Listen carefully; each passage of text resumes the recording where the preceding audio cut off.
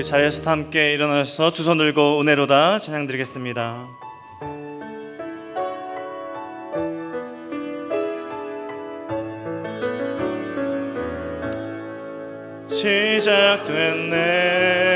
시작됐네. 우리 주님의 능력이 나의 삶을 다스리고 새롭게 하네. 자유하네. 저 사망으로부터 나의 삶은 변하구나. 충만하네. 은혜로다. 주의 은혜 한량없는 주의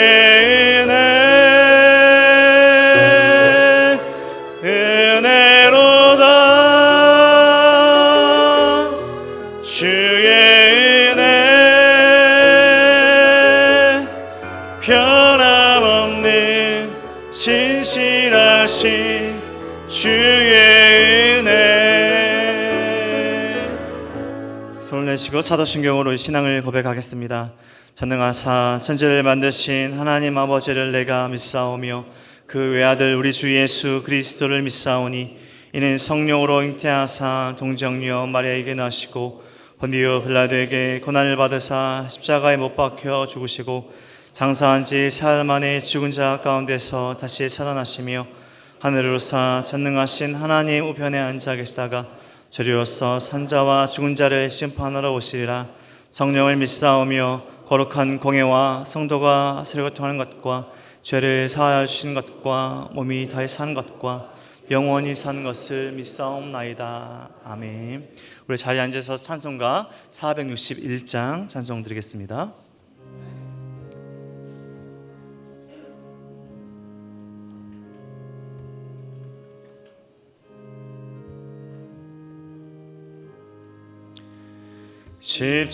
십자가를 질 수 있나 주가 물어보실 때 죽기까지 따르오리. 성도 대답하였다.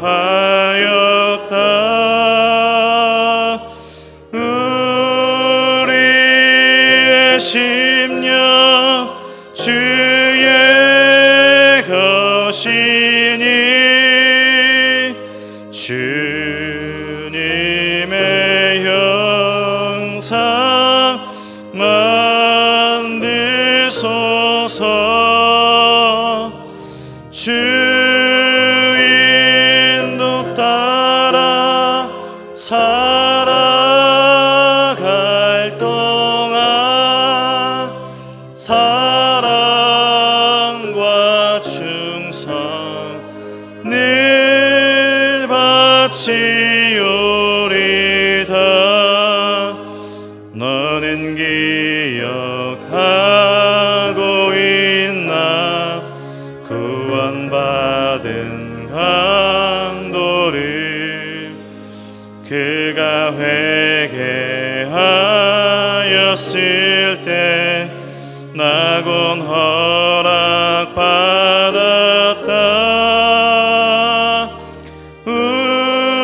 우리의 심령 주의 것이니 주님의 형상 만드소서. 주 인도 따라 살아갈 동안 사랑과 충성 늘 바치오리다. 걱정 근심 근심 모든 그는 너를 둘러 덮을 때 주께 내 영 맡기겠나 최후 승리 믿으며 우리의 심령 주의 것이니 주님의 형상 만드소서 주 인도 따라 살아갈 동안 사랑과 충성 늘 바치오리다. 이런 일 다 할 수 있나 주가 물어보실 때 용감한 자 바울처럼 선뜻 대답하리라. 우리의 심령 주의 것이니 주님의 영상 만드소서 주 인도 따라 살아갈 동안 사랑과 충성 늘 바치오리.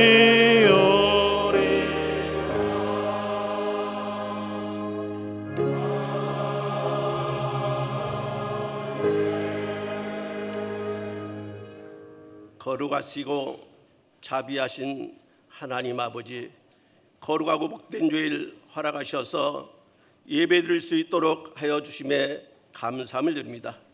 이 예배를 통하여 만복의 근원 되시는 하나님 아버지를 가까이 하길 원합니다. 또한 우리의 모든 문제에 답을 주시는 분이 예수 그리스도이심을 믿고 주님이심을 닮아가기를 원합니다. 또한 우리에게 지혜와 지식을 더하게 하시는 성령님의 도우심을 입어 세상에 참된 그리스도로 살아가길 원합니다. 그러나 지난 한 주간을 돌아보면 우리 연약함과 부족함이 세상과 짝하여 죄와 허물 가운데 빠졌던 것을 고백하며 회개하오니 궁휼과 자비를 베풀어 용서하여 주시옵소서. 그러므로 너희는 먼저 그의 나라와 그의 의를 구하라 하신 말씀처럼 말씀에 순종하는 삶을 살아가게 하옵소서. 우리 은혜의 동산교회를 세우시고 4대 비전을 사명으로 주신 주님의 말씀을 통해 하나님을 경험하게 하시며 주님은 중심의 복된 가정을 세워갈 수 있게 하시고 또한 빛과 소금의 역할을 세상을 새롭게 하여 소임을 다하며 주일학교와 기독교 학교의 올바른 신앙교육으로 미래를 열어가는 교회가 되기를 간절히 바랍니다. 오늘은 성례주일로 성찬 예식을 갖습니다. 주님이 살과 피를 나누는 십자가의 사랑을 입은 사랑의 공동체로서 서로가 서로를 위로하고 도우며 몸된 교회 더 나아가 하나님 나라를 세워가게 하옵소서. 이번 주간은 특별히 민족면적 추석이 있습니다. 떨어졌던 가족들과 친지들 만날 터인데 행복의 시간 되기를 바라며 아울러 믿지 않는 가족들에게 복음을 전하는 계기가 될 수 있기를 바랍니다. 특별히 가고 오는 길에 성령님 안전케 하여 지켜주시옵소서. 하나님께서 이 시간 아버지 바라옵기는 하나님 아버지 세상에 나가 빛과 소금의 삶을 살고자 다짐하는 온 성도들에게 하나님의 말씀을 전해주실 유기현 담임 목사님을 권능으로 붙잡아 주셔서 우리에게 필요하고 합당한 말씀을 전하실 수 있도록 도와주시옵소서. 예배를 위해 세움을 받은 그레이스 찬양대와 오케스트라가 은혜와 기쁨으로 찬양을 하며 온 성도들도 풍성한 은혜를 받게 하옵소서. 오늘 예배를 위하여 곳곳에서 성김을 다하시는 분들에게 위로와 복을 주시며 부족한 사정과 육신의 질고로 예배에 참여하지 못한 성도들을 격려하여 주셔서 다음 주일에는 참여하여 같은 마음으로 은혜받길 원하며 우리를 십자가 은혜의 사랑으로 구원하신 예수님의 이름으로 기도하옵나이다.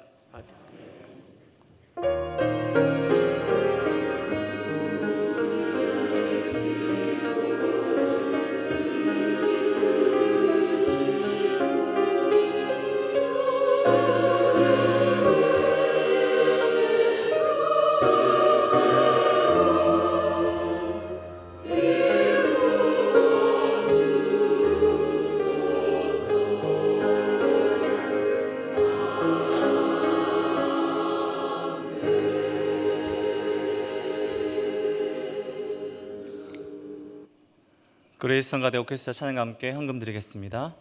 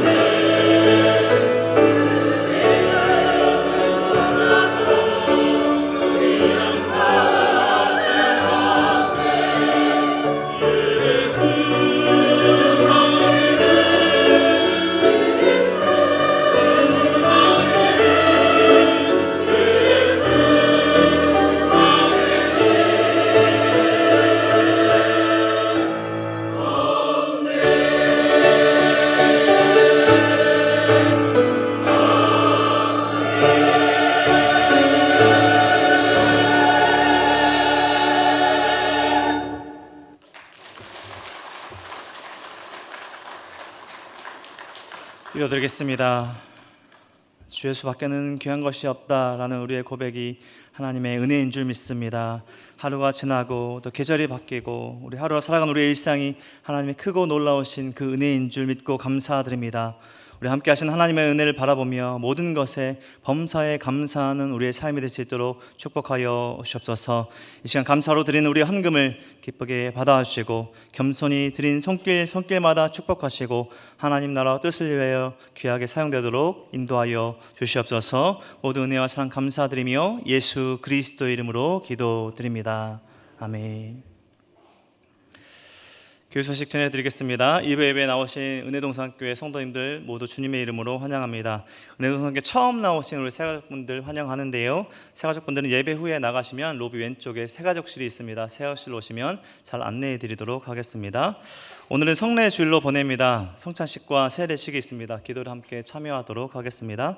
생수회관 기도 모임이 수요 기도회 이후에 계속 진행 중에 있습니다. 아버지 학교 지원자 계속 모집 중에 있고요. 네오스 찬양팀 단원을 계속해서 모집하고 있습니다. 이번 주 식당 봉사는 향기 마을이고요. 다음 주 식당은 추석 명절로 한 주 쉽니다. 그리고 다음 주 청소 봉사는 화평 마을입니다. 주보에 보시면 추석 가정 예배지가 준비되어 있습니다. 우리 가족들과 함께 추석 명절 함께 예배드리며 은혜의 시간 되길 축복하고 우리 성도님들 명절에 또 잘 보내시고 고향 오고 가실 때 안전하게 다녀오시길 바랍니다. 이 시간 목사님 나오셔서 학습문답 그리고 세례식 인도해 주시고 이어서 하나님의 말씀 전해 주시겠습니다.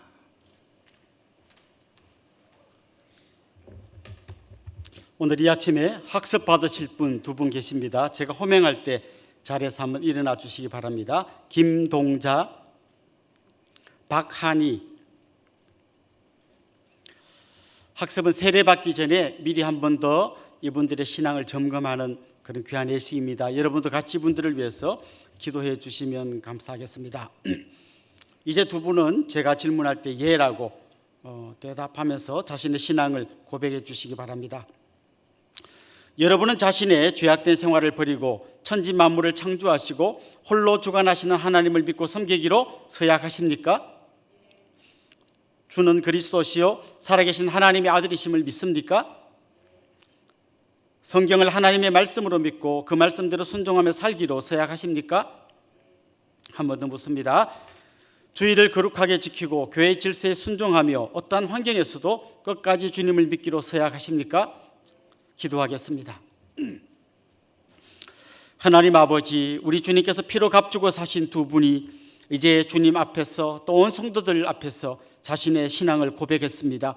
이 고백을 주님이 기뻐 받아주시고 주님의 자녀로 받아주실 줄로 믿습니다. 믿음이 더욱 자라나서 세례받고 주님 나라의 기둥으로 살게 하여 주옵소서. 감사하고 예수님의 이름으로 기도합니다. 아멘. 이제 제가 공포하겠습니다. 김동자, 박한희 이들이 하나님을 믿기로 결심한 것을 하나님과 교우들 앞에서 전가하였으므로 이제부터 대한예수교 장로의 은혜의 동산교회 학습교인 된 것을 내가 성부와 성자와 성령의 이름으로 공포하노라. 박수 한번 합시다.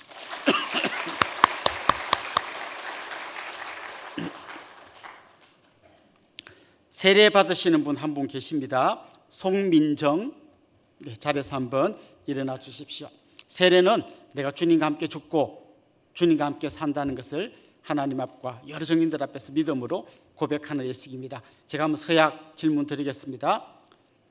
성도님은 하나님 앞에서 죄인이기 때문에 당연히 멸망받아 마땅하나 하나님의 자비하심으로 구원에 이른 소망의 사람이 된 것을 분명히 인정하십니까?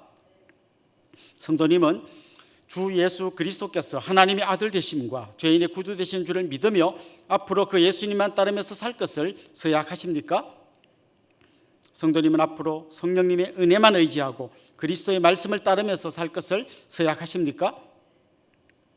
성도님은 교인으로서 의무와 권리를 옳게 행하고 교회의 지도에 복종하며 교회의 화평을 이루고 덕을 세우는 데 힘쓸 것을 서약하십니까?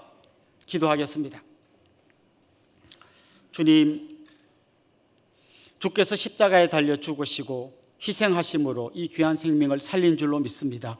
이제 주님과 함께 죽고 주님과 함께 살기로 서약하며 세례 예식에 참여하오니 주님, 이 시간 물로 세례를 줄 뿐만 아니라 성령의 세례를 경험하게 하여 주옵소서. 예수님의 이름으로 기도드립니다. 아멘.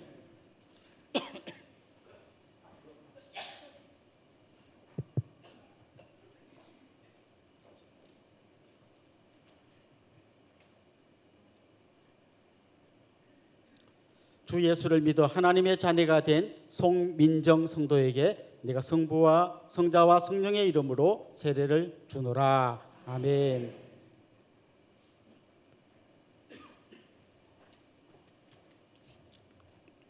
한 번 더 자리에서 일어나 주시고요. 송민정 성도님, 하나님의 은혜로 세례를 받았으므로 이제 대한예수교 장로회 은혜의 동산교회 세례교인 된 것을 내가 성부와 성자와 성령의 이름으로 공포하노라. 아멘. 박수 한번 합시다. 앞으로 나오세요. 세 분 다 앞으로 한번 나오시고요. 당신은 하나님의 은혜가 안에 있는 축복의 통로, 같이 한번 축복합시다.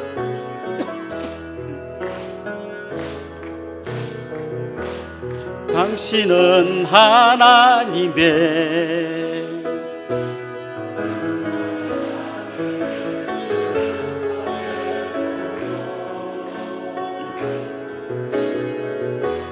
당신을 통하여서 열방이 주께 돌아오게 되리. 우리 한번 뜨거운 박수로 한 번 더 축복합시다.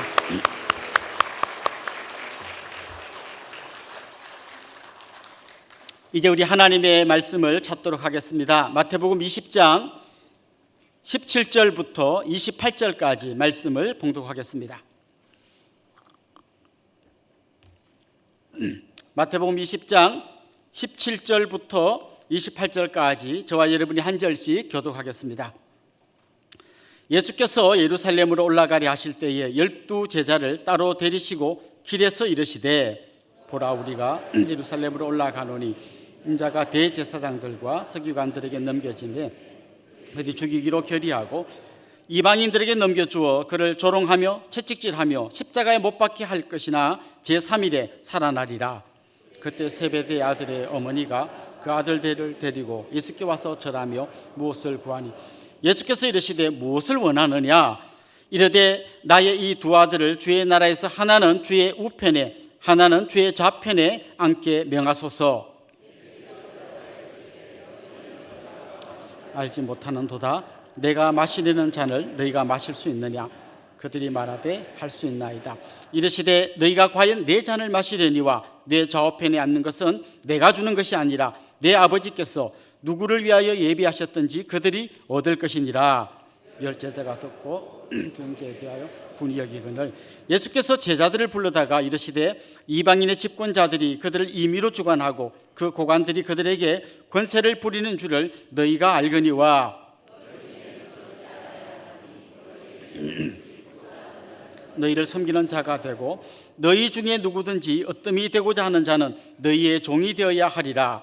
인자가 온 것은 섬김을 받으려 함이 아니라 도리어 섬기려 하고 자기 목숨을 많은 사람의 대속물로 주려 함이니라. 아멘.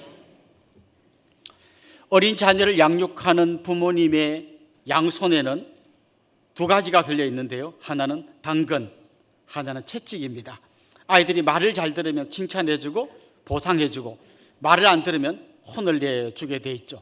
이건 단지 아이들을 키울 때만 적용되는 원리가 아닙니다. 좀 더 당근과 채찍을 좀 더 품위 있는 말로 바꿔본다면 신상필벌 이렇게 말할 수 있을 것입니다. 잘하는 사람에게 상을 주고 못하는 사람에게 벌을 주는 거죠. 우리나라에서도 뭔가 잘하는 사람 있으면 대통령상, 국무총리상 상을 줍니다. 잘못하면 심할 경우 교도소로 가야 되겠죠. 회사에 가서도 성과가 좋은 사람에게는 뭔가 성과금을 더 주고 성과가 없는 사람은 한직으로 내몰리게 됩니다. 이게 우리 사회 전반에 없는 곳이 없이 다 빡빡하게 이렇게 돌아가고 있습니다. 그러다 보니까 우리가 신앙생활을 하면서 하나님과의 관계에서도 계속 이 공식으로 하나님을 만나려 하는 경우가 많습니다. 신상필벌, 내가 잘하면 하나님 복 주고 잘못하면 벌 주고, 물론 이런 공식이 맞는 경우도 많이 있습니다. 예를 들면 그냥 막 매일 방탕하게 살고 술 마시고 마약하고 이런데 건강이 안 좋아졌어요. 특별히 하나님이 뭐 네가 말 안 들으니까 벌 받으라가 아니라 자연스럽게 하나님 일반 은총에 따라서 그렇게 산 사람은 몸이 힘들게 되어 있습니다. 건강관리 열심히 하고 신앙생활 잘하고 이런 사람의 삶은 규모 있게 되어 있는 거죠. 그러나 신상필벌만으로 우리의 모든 삶을 설명할 수 없습니다. 특별히 고난의 문제를 다루려면 공식에 잘 맞지 않습니다. 이유 없는 고난, 이유를 잘 모르는 고난 있지 않습니까? 욥의 고난처럼. 특별히 자기가 특별히 벌 받을 만한 일을 한 것 같지는 않은데 욥이 고난을 당합니다. 더 힘든 것은 친구들이 와가지고 네가 이렇게 고난 당하는 이유가 있다. 하나님께 잘못했기 때문이다. 회개해라. 아마 이것 때문에 더 괴로웠을 거예요. 저도 개인적으로 이런 문제 때문에 오랫동안 고민해 본 적이 있습니다. 제가 어렸을 때 우리 집안 고향 마을에서 예수 믿는 집이 딱 우리 집밖에 없었어요. 그런데 사람들이 우리가 제사에 참여하지 않고 이러니까 너 그러면 조상한테 벌 받는다 이런 얘기를 간간히 했어요. 그래도 어린 제 마음에 두고 보십시오. 우리 집이 잘 되는 걸 보시고 여러분들 예수 믿게 될 겁니다. 이런 생각을 했어요. 그런데 제가 5학년 때 우리 아버지가 돌아가셨습니다. 아버님의 그 시신을 우리 고향 마을에 모셨습니다. 그때 그 사람들이 수근거리던 소리가 기억나요. 그럴 줄 알았다. 제사 안 지내고 까불 때 알아봤다. 그리고 저희 모친을 향해서 저 사람이 자기 남편을 잡아먹었다. 뭐 이런 얘기를 했던 기억이 납니다. 오랫동안 저도 그 문제 때문에 왜 예수 믿는데 더 잘 안 되고 이런 어려운 일이 우리 집에 닥치는가. 제 어린 마음에도 굉장히 혼란스러운 생각을 했던 기억이 납니다. 오늘 우리가 읽은 이 본문에 보면 예수님께서 자신이 고난당할 것을 미리 말씀하시는 그런 내용이 나옵니다. 우리 18절 19절 같이 읽어보겠습니다. 보라, 우리가 예루살렘으로 올라가노니 인자가 대제사장들과 서기관들에게 넘겨지매 그들이 죽이기로 결의하고 채찍질하며 십자가에 못 박게 할 것이나 제3일에 살아나리라. 예수님께서 아주 심각하고 중요한 말씀을 하셨습니다. 내가 대제사장과 서기관들의 손에 넘겨질 거고 그들이 이방인들에게 내줄 거고 그들이 조롱하고 채찍질하고 마지막에는 십자가에 못 박아 죽일 거다. 어마어마한 이야기를 했어요. 예수님이 고난당하고 죽을 거라고 말씀하셨어요. 그런데 그 뒤에 이어지는 본문을 보면 제자들은 이 말을 심각하게 듣지 않았던 것 같아요. 그들에게 확신이 있었습니다. 예수님이 어떤 분입니까? 오병이어의 기적을 일으켰습니다. 병자들을 고치셨습니다. 죽은 자를 살리셨습니다. 풍랑을 잠잠케 했습니다.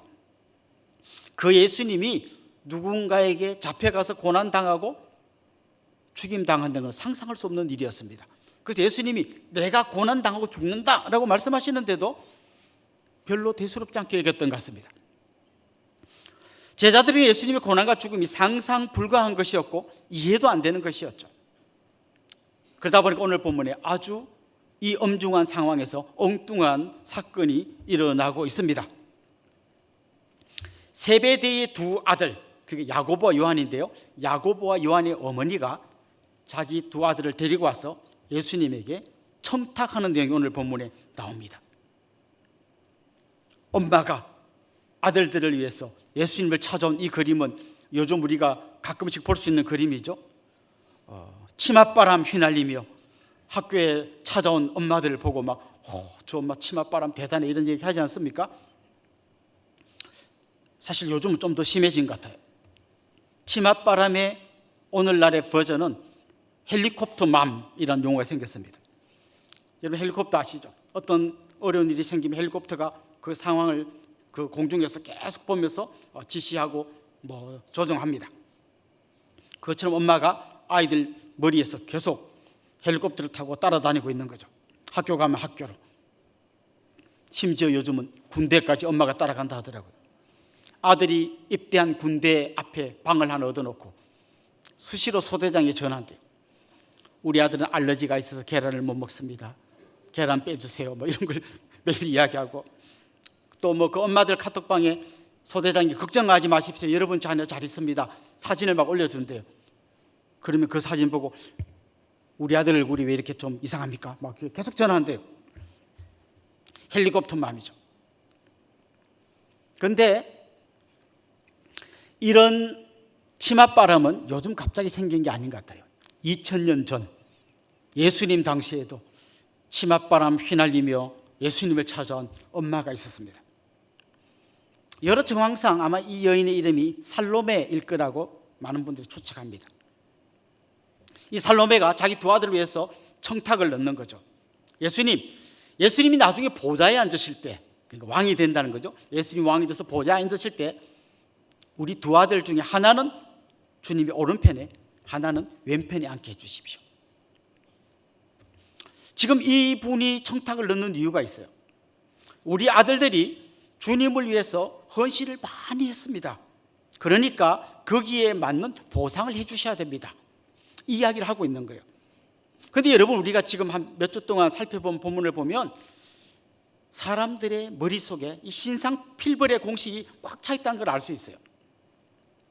마태복음 19장에 그 예수님을 찾아왔던 부자 청년 이렇게 생각했거든요. 내가 이렇게 부자로 잘 살고 있는 것은 하나님을 잘 섬겼기 때문이다. 그래서 내가 복을 받은 거다 이렇게 생각했다고요. 이어서 나온 베드로의 이야기 기억나시죠? 예수님, 우리가 주님을 위해서 배도 버리고 그물도 버렸는데 주님 우리한테 뭘 해주실 겁니까? 그것도 지금 이 보상의 공식을 생각하고 있는 거죠. 오늘 본문에 찾아온 이 여인도 똑같은 공식으로 이야기합니다. 우리 아들들이 주님에게 충성을 다했는데 뭘 해주실 건가요? 아니, 대놓고 제가 말씀드릴게요. 한 명은 오른편에, 한 명은 왼편에 앉게 해주세요. 그때 주님 물어보십니다. 지금 너희가 뭘 구하고 있는지를 잘 모르는 것 같은데 정말 너희가 내가 마시려고 하는 그 잔을 마실 수 있냐? 주님이 물어보십니다. 그들이 뭐라고 대답합니까? 할 수 있습니다. 이렇게 대답합니다. 내가 마시려는 잔, 내가 지금 마시려는 이 잔, 이거 상당히 문학적인 표현이죠. 예수님이 지금 손에 잔을 들고 이거 너희가 마실 수 있냐가 아니라 이 잔의 의미는 내가 당할 고난, 십자가, 니네도 이거 감당할 수 있겠냐 이렇게 물어본 거죠. 근데 뭐라 그럽니까? 할 수 있습니다. 나중에 보면요, 이 야고보 요한이 어떻게 된지 아십니까? 야고보는 제일 먼저 순교당합니다. 요한은 마지막에 밤모섬에 귀양 가가지고 제일 오래 살았지만 제일 고생 많이 했어요. 사실 엄마가 구한 거예요. 주님, 우리 아들들 그 잔을 마실 수 있습니다, 해주세요라고 엄마가 구했는데 엄마가 이런 건 줄 모르고 구했던 거죠. 사실 엄마는 주님이 왕이 되면 우리 두 아들을 높은 자리에 앉혀주십시오 이렇게 구한 겁니다. 그런데 그때 제자들의 분위기가 어땠는가 하면 나머지 10 제자들도 분하게 여겼다고 그랬어요. 무슨 뜻이에요? 아니, 나도 주님 오른편 왼편에 앉을 수 있는데 왜 쟤들이 새치기에서 들어오는 거야? 이렇게 생각했던 거죠. 우리 그 동계올림픽에 보면 쇼트트랙이라는 종목이 있죠. 근데 우리나라가 쇼트트랙이 굉장히 강합니다. 한동안 우리나라 선수들만이 사용하던 특별한 기술이 있어요. 막 돌다가 결승점에 거의 다 왔을 때 갑자기 발을 쭉 내미는 거예요. 그러면 그 간발의 차례 우리나라 1등하는 금메달 되는 거예요. 요즘은 전 세계가 다 따라합니다. 이제 요 마지막 발을 내미는 거. 자, 지금 제자들이 12명이 다 같이 비슷비슷하게 예수님을 열심히 따랐어요. 근데 예수님이 이제 왕이 되면 이 12명 중에서도 좀 더 좋은 자리에 가는 사람이 있을 거 아니에요. 그 생각을 하고 야고보와 요한이 엄마의 치맛바람을 등에 입고 스케이트 나를 확 내민 거죠. 그때 제자들이 분노한 거예요. 아니, 우리도 충분히 할 수 있는데 왜 갑자기 반칙을 쓰는 거야? 이렇게 생각한 거죠. 자, 지금 이런 상황 속에서 주님께서 그들에게 교훈을 주십니다.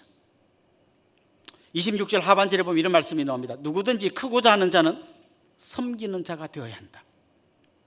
이건요, 우리는 요즘 교회에서 많이 들어서 익숙하지만 이 당시의 사람들에게 이런 관념은 0.1%도 없었어요.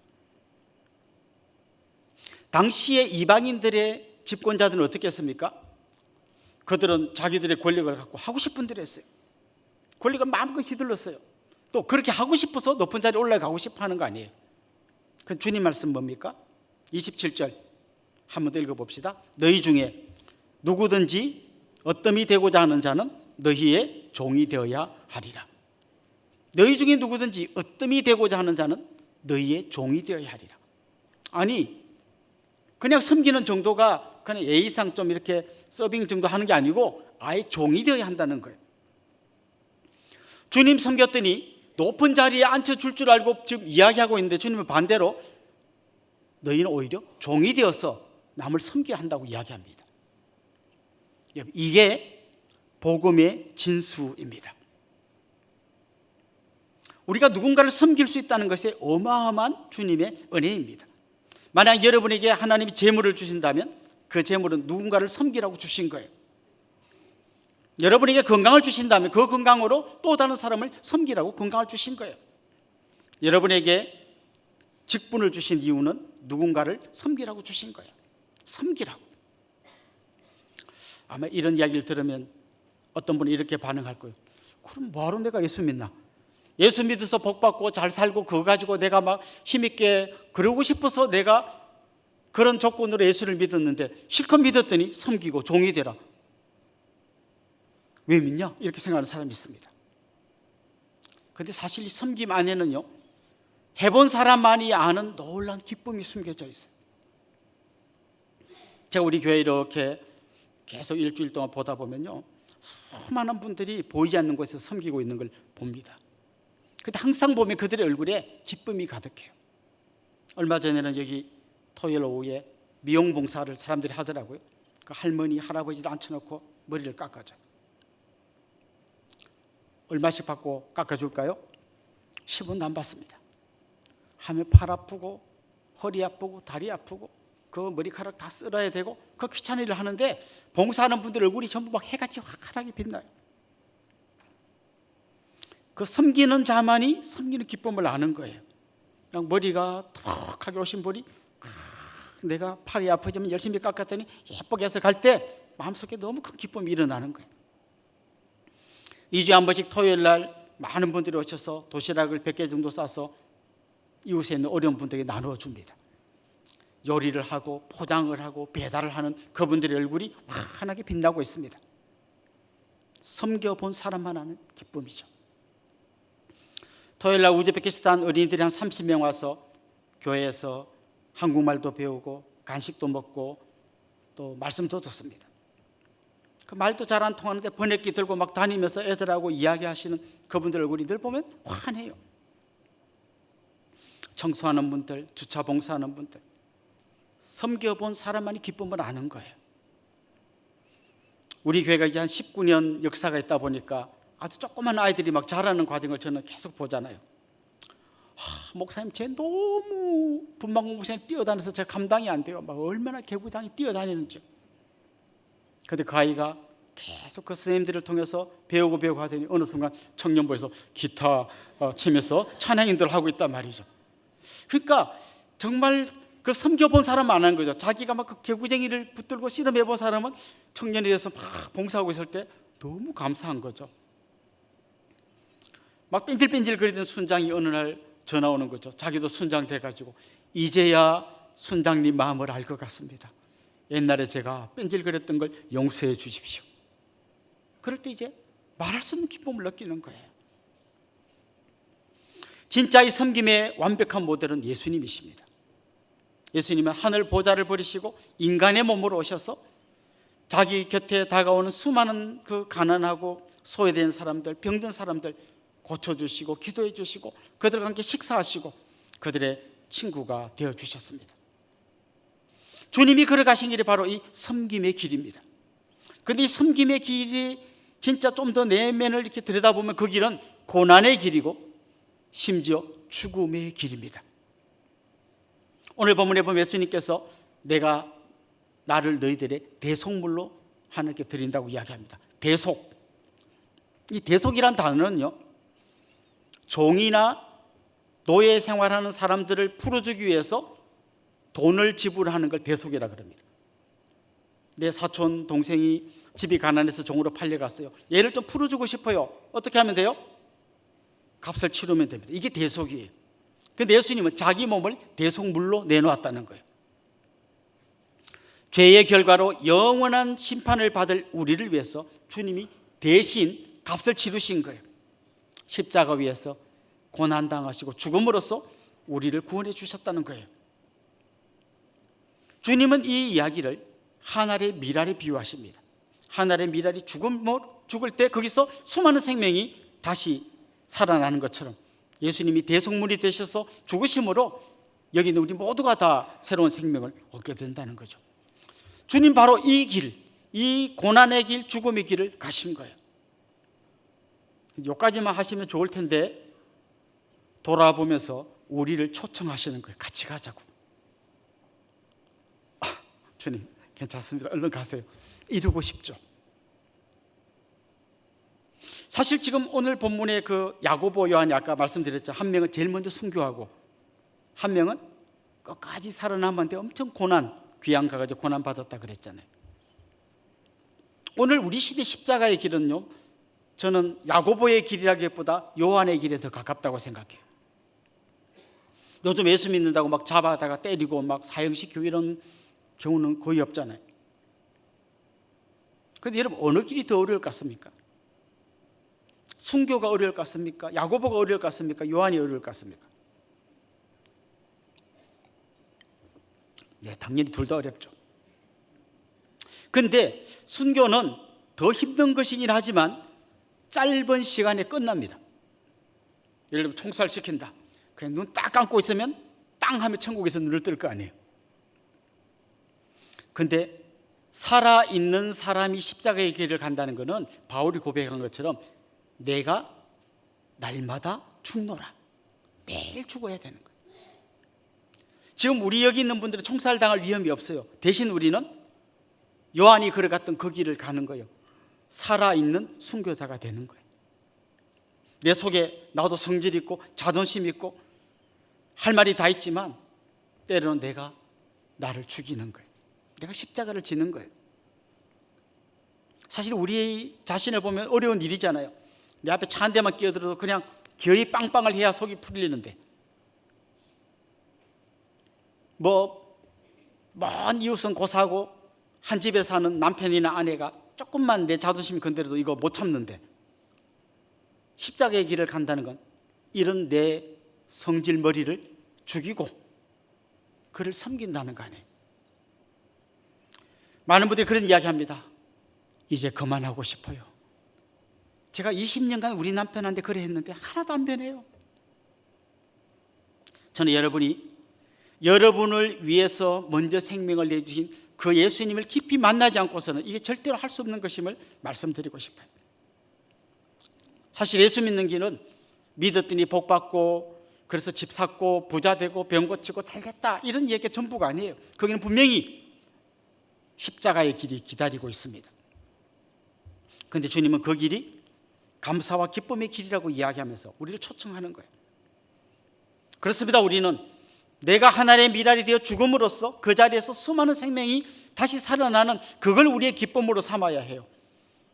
내가 입 다물고 순종하고 눈물 흘리면서 기도한 그 자리에서 우리 남편이 살아나고 우리 자녀들이 살아나고 우리 주위의 이웃들이 살아나는 그것을 기대하고 나아가야 되는 거예요.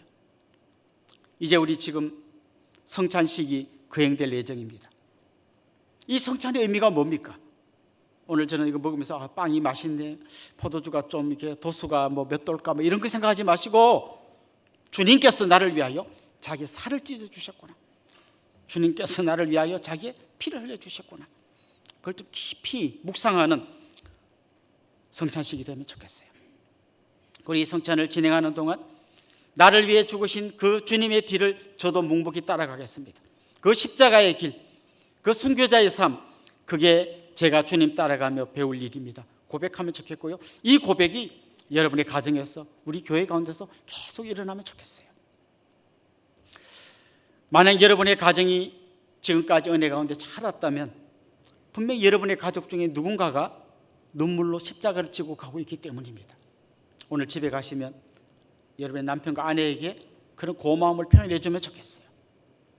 저도 생각해 보니까 19년 개척한 이후로 여기까지 올 수 있었던 것은 이 부족한 목회자를 위해서 많은 분들이 기도해 주시고 격려해 주시고 제가 다 못한 일들을 자신들이 어깨에 짊어지고 가주시기 때문에 우리 교회가 여기까지 왔다고 생각해요. 이런 아름다운 십자가를 향한 행진, 십자가를 지고 가는 이 행진이 여러분의 가정에서 우리 교회에서 계속될 수 있기를 주님의 이름으로 축원합니다. 우리 한번 기도하도록 하겠습니다. 오늘 말씀을 생각하면서 기도하면 좋겠습니다. 주님을 따르는 길은 꽃길이 아닙니다. 거기는 섬김의 길이고 고난의 길입니다. 주님과 함께 기꺼이 십자가를 지고 가는 길입니다. 그런데 알고 보면 그 고난과 섬김의 길 안에 놀라운 기쁨이 있습니다. 그리고 그 길은 수많은 사람을 살리는 길입니다. 주님, 기꺼이 감사함으로 그 길 갈 수 있도록 믿음을 다하여 주옵소서. 우리 그런 제목으로 한번 합심해서 통성으로 기도하겠습니다. 아버지 하나님, 오늘도 이 말씀 앞에 저희들이 무릎을 꿇습니다.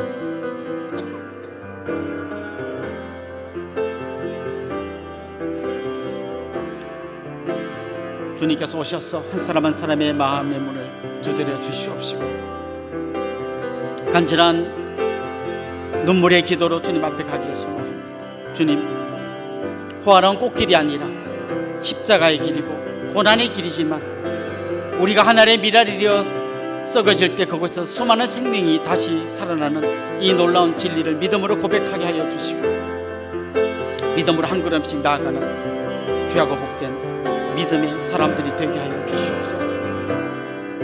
하나님 아버지, 사랑하는 주님의 백성들을 기억하여 주시고 날마다 십자가의 길, 고난의 길, 죽음의 길, 이 길을 통하여 놀라운 생명의 환희를 경험하는 귀한 역사가 있게 하여 주옵소서.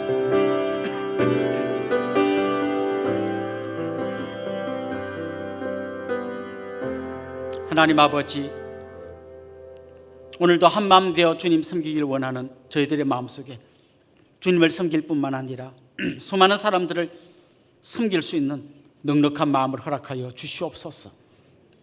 기쁨으로 십자가의 길, 섬김의 길 달려갈 수 있는 믿음의 사람들로 세워 주시옵소서. 예수님의 이름으로 기도합니다. 아멘. 이제 성찬식을 거행할 텐데요, 오늘부터 우리 교회 성찬식 방법이 좀 바뀝니다. 그동안 앞에 쭉 나와서 하셨는데 오늘부터는 자리에 앉으셔서 우리 성찬위원들이 떡을 나누어주고 잔을 나눠줄 때 같이 받으시고 기도하시면서 드시면 좋겠습니다. 저는 먼저 떡을 받기 전에 우리가 한번 합심으로 기도하면 좋겠는데요, 주님께서 이렇게 말씀하셨어요. 자기 죄를 회개하지 않고 이 떡과 잔에 참여하면 자기 죄를 먹고 마시는 거다. 그래서 먼저 생각나는 죄가 있으면 하나님 앞에 좀 회개하면 좋겠습니다. 하나님, 저의 죄를 용서해 주시고 정말 진실한 마음으로 이 예식에 참여하게 해 주십시오. 기도하면 좋겠고요. 성찬 예식에 참여하는 동안 그리스도께서 이곳에 임재하셔서 상한 마음을 고쳐주시고 병든 몸을 치유해 주시고 죽어가는 영혼을 살려주십시오. 우리 이런 제목을 한번 합심해서 기도하고 성찬 예식을 하겠습니다. 기도하는 동안 성찬위원들은 앞으로 나와주시기 바랍니다. 기도하겠습니다. 하나님 아버지, 저희들이 한 마음으로 성찬에 참여하고자 합니다.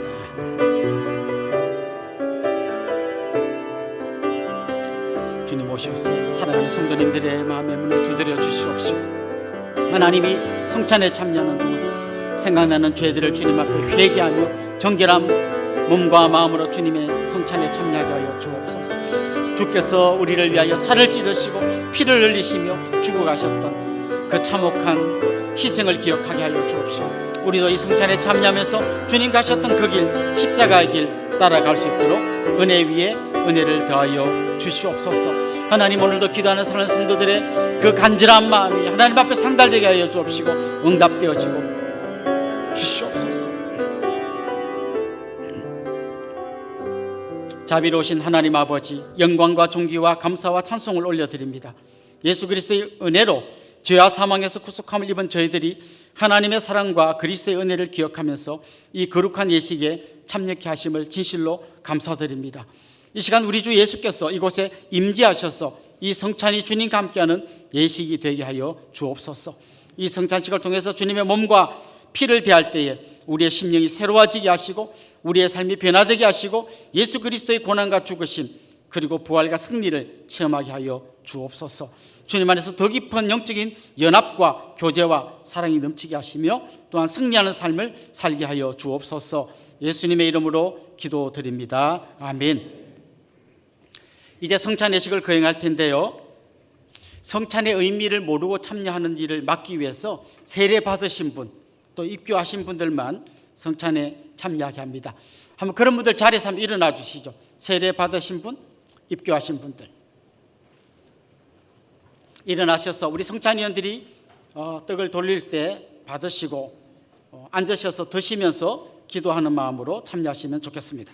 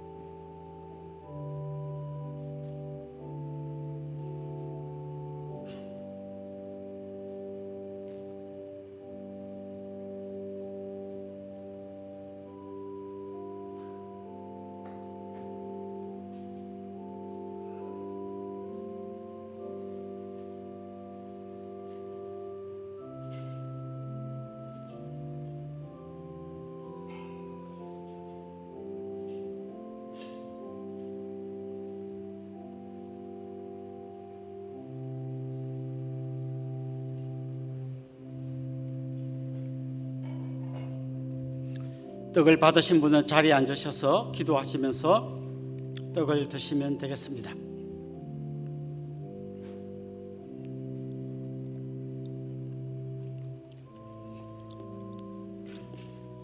내가 너희에게 전한 것은 주께 받은 것이니 곧 주 예수께서 잡히시던 밤에 떡을 가지사 축사하시고 떼어 이르시되 이것은 너희를 위하는 내 몸이니 이것을 행하여 나를 기념하라 하시고 식후에 또한 그와 같이 잔을 가지시고 이르시되 이 잔은 내 피로 세운 새 언약이니 이것을 행하여 마실 때마다 나를 기념하라 하셨으니 너희가 이 떡을 먹으며 이 잔을 마실 때마다 주의 죽으심을 그가 오실 때까지 전하는 것이니라. 그러므로 누구든지 주의 떡이나 잔을 합당하지 않게 먹고 마시는 자는 주의 몸과 피에 대하여 죄를 짓는 것이니라.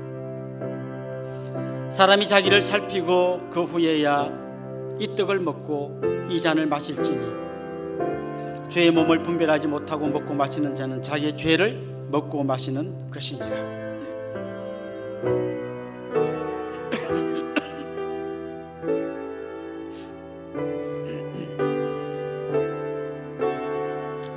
예수께서 이르시되 내가 진실로 진실로 너희에게 이르노니 인자의 살을 먹지 아니하고 인자의 피를 마시지 아니하면 너희 속에 생명이 없느니라. 내 살을 먹고 내 피를 마시는 자는 영생을 가졌고 마지막 날에 내가 그를 다시 살리리니 내 살은 참된 양식이요 내 피는 참된 음료로다. 내 살을 먹고 내 피를 마시는 자는 내 안에 거하고 나도 그의 안에 거하나니 살아계신 아버지께서 나를 보내심에 내가 아버지로 말미암아 사는 것 같이 나를 먹는 그 사람도 나로 말미암아 살리라.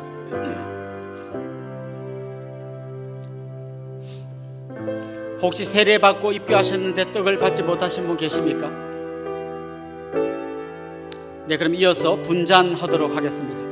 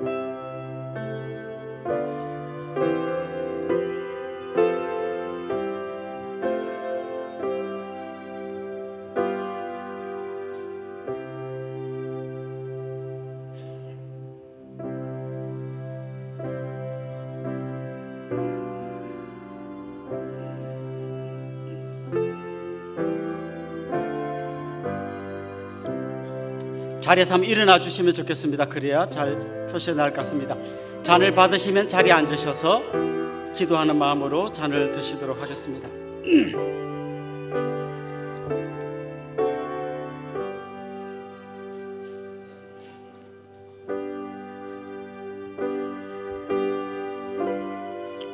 우리가 전한 것을 누가 믿었느냐? 여호와의 팔이 누구에게 나타났느냐?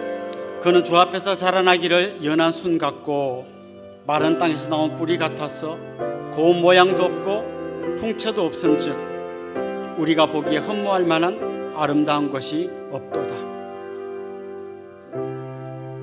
그는 멸시를 받아 사람들에게 버림받았으며 강고를 많이 겪었으며 질고를 아는 자라.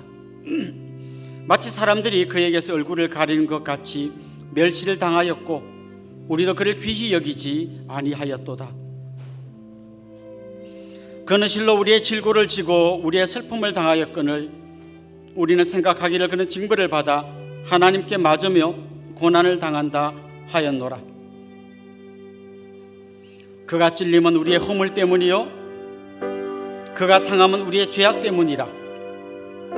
그가 징계를 받음으로 우리는 평화를 누리고 그가 채찍에 맞음으로 우리는 나음을 받았도다.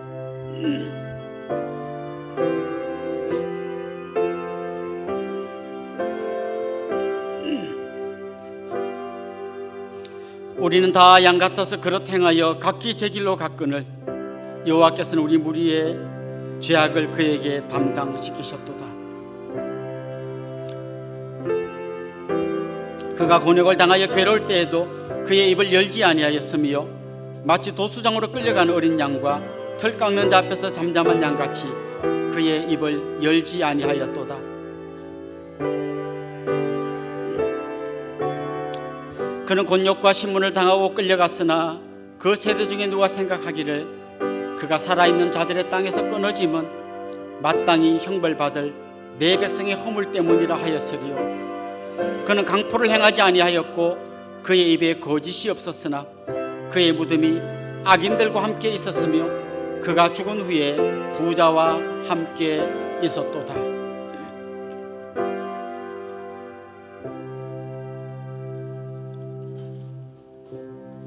만일 너희 속에 하나님의 영이 거하시면 너희가 육신에 있지 아니하고 영에 있나니 누구든지 그리스도의 영이 없으면 그리스도의 사람이 아니라. 또 그리스도께서 너희 안에 계시면 몸은 죄로 말미암아 죽은 것이나 영은 의로 말미암아 살아있는 것이니라. 예수를 죽은 자 가운데서 살리신 이의 영이 너희 안에 거하시면 그리스도 예수를 죽은 자 가운데서 살리신 이가 너희 안에 거하시는 그의 영으로 말미암아 너희 죽을 몸도 살리시리라.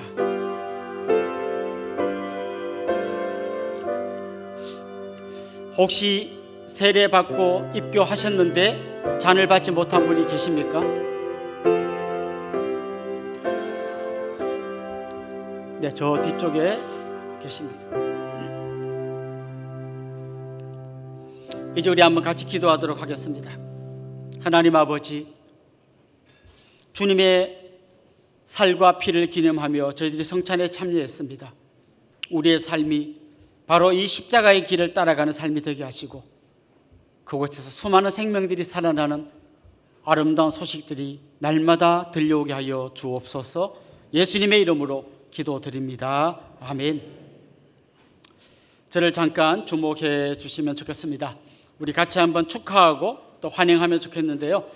지난주가 자기 생일이었던 분 한번 손들어 볼까요? 지난주가 생일이었습니다. 그런 분 한번 손들어 봅시다. 한번 일어나시죠. 네, 감사합니다. 네, 중간에도 계시고요, 저쪽에도 계십니다. 결혼기념일, 지난주가 결혼기념일이었던 분도 한번 축하합시다. 손 들고 한번 일어나 볼까요? 네, 계십니다. 혹시 오늘 우리 교회 처음 오신 분, 또 등록하기를 원하는 분, 그런 분도 한번 같이 손 들고 일어나 볼까요? 네, 우리 이분들 주님의 이름으로 환영하고 축복하면 좋겠습니다. 아주 먼 옛날.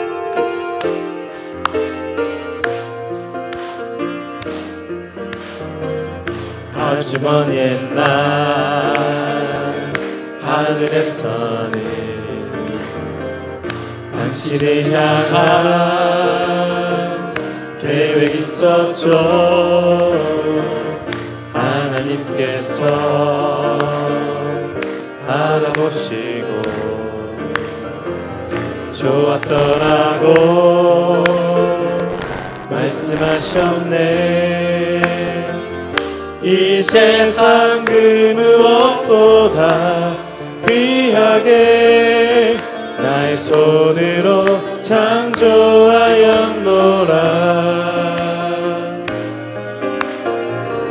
내가 너로 인하여 기뻐하노라. 내가 너를 사랑하노라. 사랑합니다. 축복합니다. 사랑해요.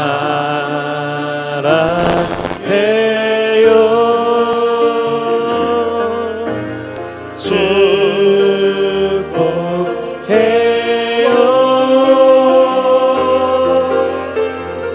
당신의 마음에 우리의 사랑을 모아드립시다. 사랑을 드려요.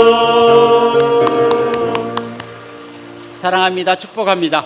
우리 옆에 있는 분들, 앞에 있는 분들과 다 한번 그렇게 인사합시다. 주님의 이름으로 사랑하고 축복합니다.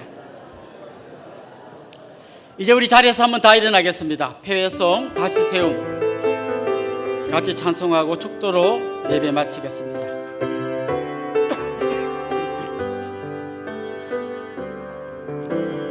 내게 주신 생명 전할 때 열매 맺게 하시고 우리에게 주신 사랑 더할 때 넘치게 하시네. 이끄시는 자리 이끄시는 자리 설 때에 하나님이라시니 내 안에 기쁨 충만하리라. 우리 안에 성령 충만하리라. 우리 함께 다시 세워가리. 영 속에서도 기쁨을 안고 주님과 하신 성전이 되어 그리스도 예수 안에서 함께 지어져 가리. 우리 주 예수 그리스도의 은혜와 하나님 우리 아버지의 극진하신 사랑과 성령님의 감화 감동 위로 교통 충만하심이 사랑하는 주님의 백성들과 그 가정 위에 이제로부터 영원토록 함께 있을지어다. 아멘.